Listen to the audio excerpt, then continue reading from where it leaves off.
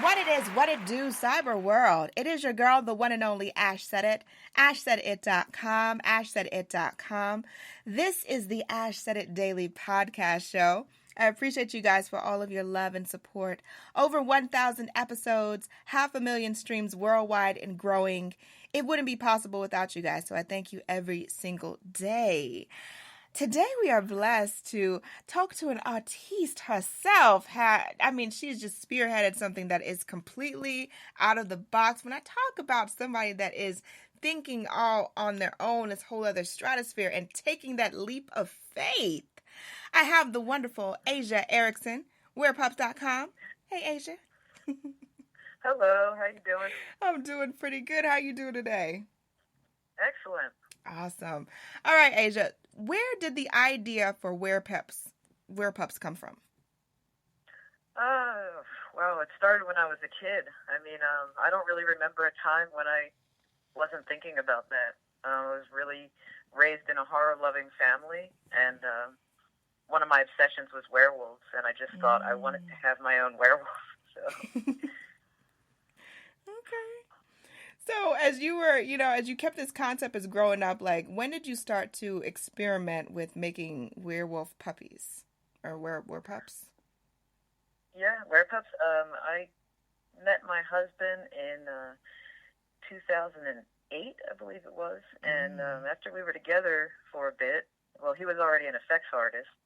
I started messing around with some of his materials in his workshop. And I said, if I sculpt something out of clay, can you make a mold for it? And, he was encouraging me to go ahead and do that. And that's how the first werepup was born. I was finally able to realize this idea that I had since I was a kid. Yeah, that is absolutely just, the detail to them is just like, I look and I've been looking and I've been browsing the net. I've been seeing different views and different pictures of the werepups, and just the attention to detail is absolutely mind-blowing.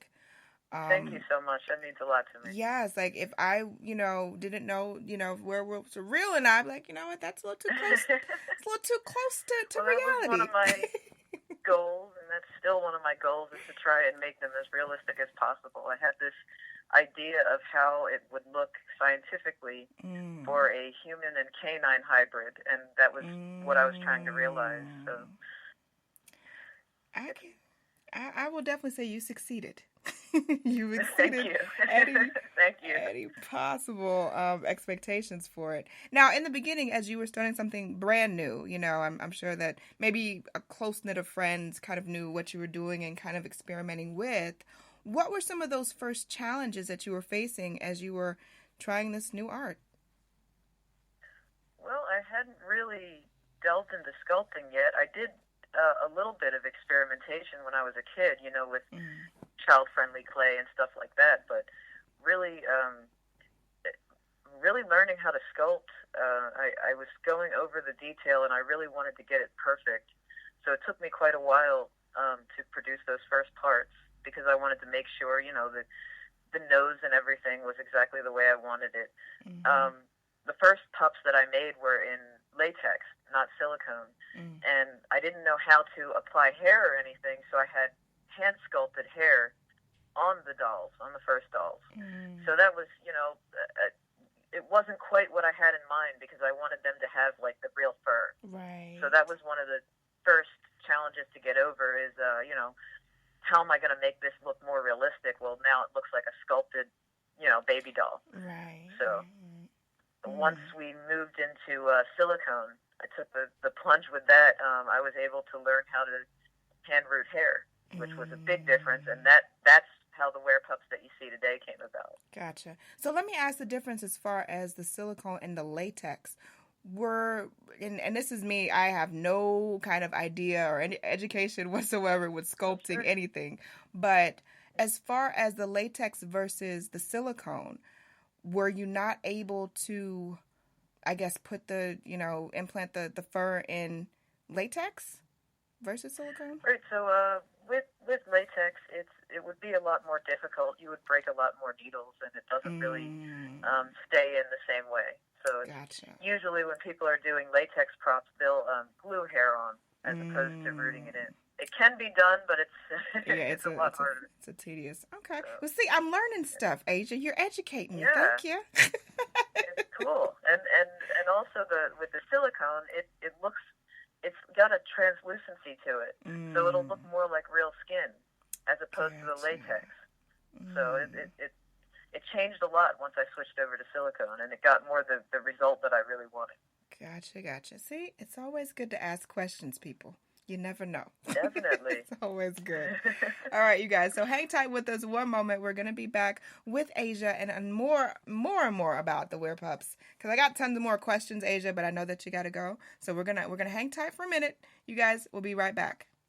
No problem. You spend 1/3 of your life sleeping. Why not make it comfortable with Casper? Ash Brown here from Ash Said It Daily. Casper products are cleverly designed to mimic human curves, providing supportive comfort for all body types. When I'm touring around the world, there's always one important detail missing. My Casper bed. I can't wait to get home for a restful night's sleep. There's nothing like it. The experts at Casper work tirelessly to make a quality sleep surface that cradles your natural geometry in all the right places. The prices are affordable because Casper cuts out the middleman and sells directly to you. They're all designed, developed, and assembled right here in the U.S. Don't forget about Casper's 100-night risk-free Sleep On It trial. Get $50 towards select mattresses by visiting casper.com/ash and using ASH, ASH, at checkout. Terms and conditions apply. Get your Casper mattress for a restful night. Visit casper.com/ash. Promo code ASH. Welcome back to the Ash Said It Daily podcast show. We're chatting with Asia Eriksen, werepups.com, and we're talking about her babies, because I'm sure, Asia, as you're hand sculpting all of these they're all your babies, and you're kind of, you're kind of spreading your babies out and around the world. But I wanted to ask, as far as customization goes, how do you handle that? I mean, does a customer come to you and say, hey, I want a werepup that looks X, Y, and Z? Or do you give them a guideline as what to pick? It really depends on the customer. A lot of times they'll have a very specific idea of what they want it to look like. I have several head sculpts to choose from, and they'll say, I want it to have black fur with white dots above the eyes, or a striped mohawk, something like that, and, green eyes. And I can go with that, or they'll give me a picture of their dog, and they'll tell me to match that, or they'll tell me to come up with something for them and just, sort of give me artistic control over it, which is always really fun. So there's a few different ways people go about that. Okay, cool. So from conception to finish, approximately how long does it take you to make a werepup? It can take anywhere from a couple of weeks to sometimes over a month. I usually have a few going at once to sort of mix it up a little bit and to save time a little. So it can be very different, all depending on the markings, the thickness of the hair. That's definitely one. The type of hair I'm using. All different factors go into it, but it is tedious rooting the hair. That's the main part. Yeah, I'd imagine. It'll take me about a day or two to paint it, and then to lay all the hair is just hours and hours of stabbing. And was there a specific moment that you realized, wow, this concept that I had since I was a kid is actually a lot bigger than I ever could have imagined? It's amazing when I think about it, because I had no idea that anybody would even be interested in that. I mean, when I was making the first one, I was making that for me. Right. And I ended up bringing them I made a few, and I brought them to a convention.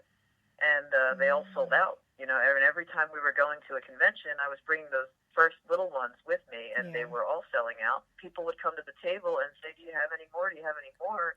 And I just never realized that other people would really like the concept of baby werewolves as much as I did. I mean, it was great finding these people. So it's been a lot of fun. It's exciting. I mean, it was very freeing and liberating to be able to bring something out of your mind into reality. I think that's one of the greatest things about sculpting. I will say so. Now, when I was first browsing your website and I saw pictures of Robert Englund, I was like, oh my God, it's pretty! It's pretty I can't say enough good things about him. Him and his wife are amazing. They've been the most supportive, great mentors for me and my husband since day one. I mean, they were the first WerePup fans. I showed them the pups before anybody else because they're dog lovers like me. Yeah. And they love them right away, and they've also sort of steered me in the right direction as far as steps to take and things like that. We've got a children's book coming out in October. Ooh. And Robert, he's the one that really pushed me in the direction to go with that. And he's writing the foreword for it. Wow. They're just the nicest people, taking on a very parental role to me and my husband. And we call them our mom and dad. So. Oh, that's such a blessing. That is awesome. B mom and B dad, which is like bastard maniac father, and they call it the bastard kid. It's wonderful. They're great people. And I have to say that the Alice Cooper pup was absolutely adorable. I was just like, oh my gosh. Thank you. I love that pup. Thank you. That was really fun because he ended up touring with that pup as part of the show for about 3 years. And so I was sort of shocked by it, but they had it in the show, and his wife would be on stage as like the creepy nurse, and she would grab it by the leg and like swing it around and put it in her mouth and stuff like that. And we didn't know what he was going to do with it, but my husband, he reinforced all the joints because he knew that he's been an Alice Cooper fan for a long time. Yeah. He knew Alice Cooper was going to abuse it if he was going to use this thing. He's like, Alice Cooper just beats the crap out of his dolls, so you got to do something. I'm like, okay, I would be honored if Alice Cooper beat the crap out of my dolls. So it was really fun. It was great. Alice was really cool dude too. It is. Now, last but certainly not least, Asia, what advice can you offer to any person now that has a dream on their heart that just hasn't acted on it yet? Well, I mean, I really think no matter what, if you have passion to do something, create something, you really got to go for it. And it can be scary at first. I mean, it's a risk. Even now, things are kind of a roller coaster for me. We say it's feast or famine, and it's true in every sense of that phrase. But when I started, I was a cleaning lady in an office building, and I didn't know, what was going to happen, but I started selling the first little werepups, and I just wanted to go full-time into this and really give it more time than my job was allowing me, so I quit, and I just sort of threw caution to the wind with that, and it's been enough to support me and my family ever since. I mean, if I can do it, you can do it. Absolutely. So if you have any dream of creating something, of just taking a different turn, and if people are going to tell you you're crazy and stuff like that, just don't listen to them. Follow your passion. Follow your passion.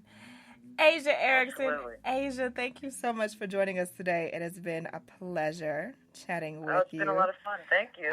You have an open invitation back in October as the book release, because I want to talk to you about the book. Yes, so we're putting this on the record. So you definitely have to come back, and we have to talk about the book. And I know that you'll have tons more stuff to chat about with us. So we appreciate that. Definitely. Asia, let everyone know the best way to get in contact with you and to follow you on social media. Definitely. Instagram.com/werepups, Facebook werepups, werepups.com. You can contact me through there. Sounds like a plan. All right, you guys, we appreciate you so very much. Keep in mind, anyone to tell you that you can't do what you want to do, you look them square in the face and tell them, don't believe me, just watch. Watch what I do. That's right. Watch me make it happen. Watch me make history. That's what we're doing this for. We're doing this for the history books. Social media is nice, but real life is way better. Until next time, you guys.